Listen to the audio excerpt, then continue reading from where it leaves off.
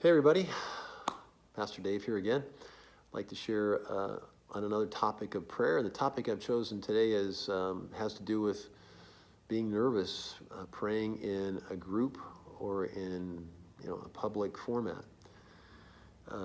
There was some research done at the University of Nebraska, Omaha, and the question was asked of 815 college students, what are your top 10 fears? Well, among the top 10 was public speaking.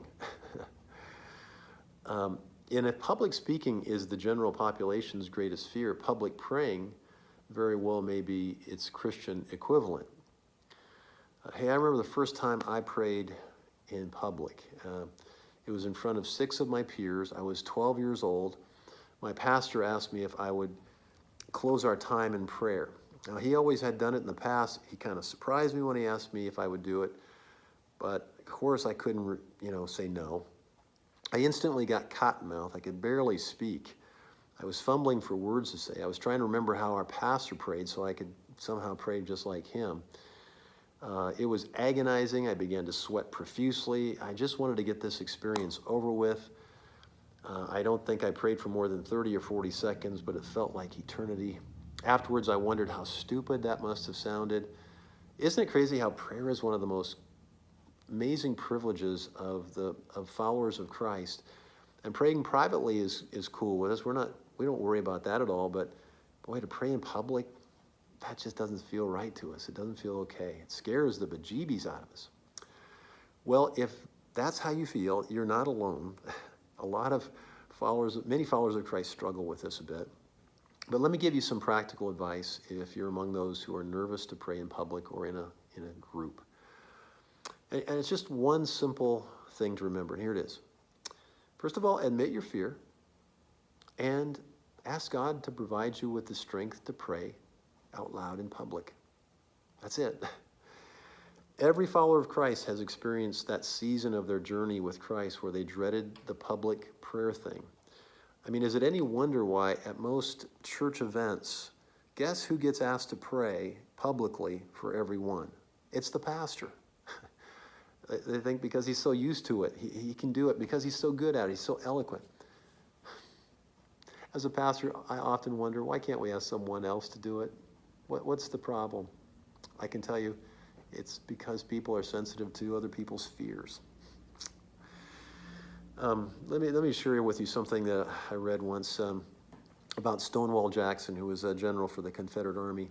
He was a follower of Christ, a brave man in battle, led thousands of troops into battle against the Union forces and so on. But when it came to praying publicly as a follower of Christ, and he was a follower of Christ, it scared the bejeebies out of him. And in his book by S.C. Gwynn's book, Rebel Yell, he says that Jackson went to his pastor one day and he privately confided him and he said, look, I'm no good at praying publicly, so don't ask me. But Jackson said, if you think it's my duty, then I shall waive my reluctance and make the effort to lead in prayer, however painful it might be. However painful it might be. That's an interesting statement.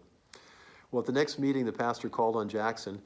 His prayer was faltering, agonizing, and according to Gwynn's book, cringe-inducing. Wow, cringe-inducing. That's an interesting phrase. So for several weeks, the pastor didn't ask him to pray again after that experience. And Jackson kind of wondered why, and he went to him. He said to the pastor, he said, listen, my comfort or discomfort is not the question. If it is my duty to lead in prayer, then I must persevere in it until I learn to do it aright. And I wish you to discard all consideration for my feelings. And from then on, Jackson doggedly continued to lead in prayer. And though Gwynn reports that he was never eloquent, he managed to become quite competent at praying publicly. When it comes to praying out loud in a group, we must begin where Jackson did. In order to gain competence in public prayer, we have to know what we're doing and be convinced that it is an opportunity, listen to this now, for our joy and the good of others. It's for the joy and the good of others. Only then will we be constrained to practice until we learn to do it aright. So again, if you are nervous about praying in public, I suggest you pray to God before the group gathers or before you're even asked to pray out loud in public setting, and simply ask God for strength. He'll give it. and you'll do just fine.